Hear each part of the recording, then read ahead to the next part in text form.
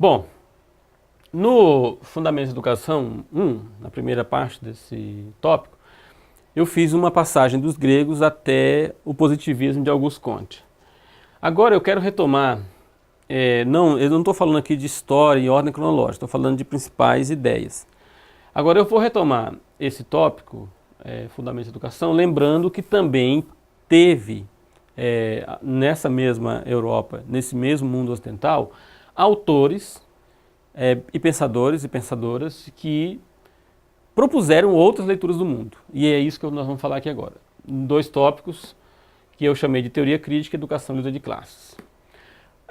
Claro que eu não posso falar de teoria crítica, de educação e luta de classes sem falar do Marx. Então, Marx foi um filósofo muito importante, muito relevante, e dentre as coisas que ele escreveu, eu selecionei aqui três tópicos.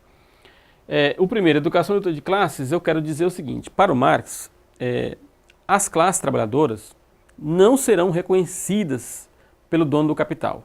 Então elas terão que organizar-se para poder enfrentar o dono do capital. E ele explica essa relação falando da mais-valia, que o trabalhador ganha um salário que dá apenas para que ele sobreviva para produzir mais materiais, mercadorias para o dono do capital. Ou seja, o trabalhador não tem os meios de produção, ele tem apenas a força de trabalho. Os meios de produção são do capitalista, que é dono do capital. E isso cria o capitalista de um lado e a classe trabalhadora. Essa classe trabalhadora é uma classe que coloca os seus filhos na escola pública. Por isso, é muito relevante que a gente compreenda, quando eu falo escola pública, estou falando no contexto de hoje, que a gente compreenda que a teoria crítica que eu estou aqui explicando, ela propõe que os trabalhadores percebam que o modelo de educação a que tem acesso é um modelo de educação que os faz ser apenas trabalhadores, enquanto o capitalista deve continuar sendo capitalista. Por isso, principalmente por isso, eu coloquei lá para vocês no portal o livro Pedagogia do Oprimido, para que vocês percebam como é esse modelo de educação em que a classe trabalhadora oprime os trabalhadores e também o faz no modelo de educação. Depois, eu coloquei um outro autor, Louis Althusser. Louis Althusser escreveu uma grande obra, e uma das mais importantes, ele explica como é que funcionam os aparelhos do Estado. Então o Estado ele vai ter mecanismo de controle. Dentre os mecanismos de controle está a escola, porque a escola reproduz a ideologia dominante. Então, reproduzindo a escola, o modelo dominante de existência, os trabalhadores, que são necessariamente os dominados, não vão conseguir elementos para se defender, porque a escola reproduz neles essa consciência. Esses aparelhos ideológicos, o Louis Althusser vai dizer o seguinte, que eles são permanentemente renovados para que os trabalhadores não percebam a dominação a que estão sofrendo. Depois do Louis Althusser, eu não posso deixar de falar do Bourdieu. O Bourdieu vai explicar que, dentre outras coisas, o modelo de educação que nós temos e a escola que nós temos, ela é um modelo que reproduz a desigualdade. E isso é interessantíssimo porque, embora a criança vá à escola, ela aprende na escola um conjunto de coisas. Dentre esse conjunto de coisas, algumas está a forma como ela pensa o mundo, e essa forma como ela pensa o mundo reproduz a desigualdade em que ela vive. A escola não tem uma atitude revolucionária para mudar a vida e a situação de desigualdade que as crianças das classes trabalhadoras têm. E ele organizou essa opinião chamando isso de poder simbólico e violência simbólica, ou seja, são coisas que você não vai ver no cotidiano, mas você vai sentir essas coisas. Para dar um exemplo, a gente pode perceber que a educação dada às classes dominantes, uma educação normalmente em colégios privados, particulares, cara, ela é uma educação que treina, prepara aqueles jovens para continuarem sendo donos, gerentes do capital. A educação dada às classes mais pobres, normalmente é uma educação para que eles se conformem com os empregos a que têm acesso, normalmente empregos precarizados, subalternizados, e que as classes dominantes não irão fazer esses trabalhos. Depois, eu não posso deixar de falar, por exemplo, na noção de condição humana, que é muito importante para que a gente compreenda esse modelo educacional que nós estamos aqui falando. A Hannah Arendt escreveu um livro, inclusive, chamado A Condição Humana, em que ela primeiro dá uma noção muito interessante de como esse ideal de condição humana, como é que essa noção de condição humana vai fazer parte daquilo que nós chamamos de noção de educação. Também a Hannah Arendt escreveu um texto chamado A Crise na Educação.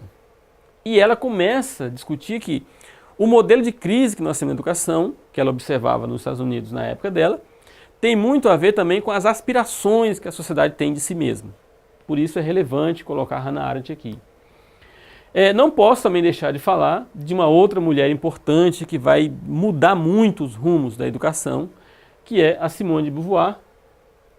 A Simone de Beauvoir ela vai introduzir no debate filosófico a perspectiva feminina, mas não só porque ela é mulher e está escrevendo sobre a questão feminina. Ela vai introduzir a perspectiva de que as mulheres não são compreendidas a partir da lógica dos homens. E isso, olhem bem, não estava no debate educacional até então, mesmo nos autores críticos que aqui estou falando. Então, a perspectiva filosófica da Simone de Beauvoir, ela é muito revolucionária no modelo de educação, porque você vai dar voz às mulheres e, mais do que isso, você vai permitir que elas pensem por si mesmas modelos de aprendizagem, de colaboração e de existência, né? Não podemos esquecer que a Simone de Beauvoir era uma filósofa existencialista.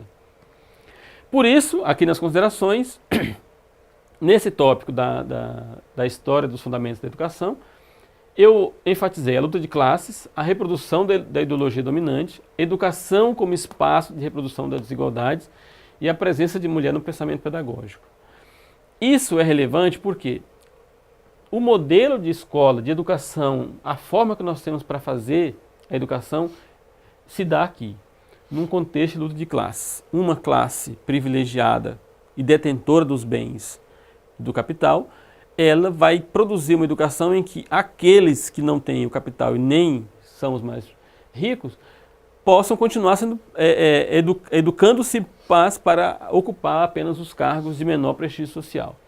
Não é muito vocês lembrarem que nós temos no Brasil, por exemplo, quase a totalidade da riqueza nacional nas mãos de 1% da população, ou seja, isso é ainda muito atual.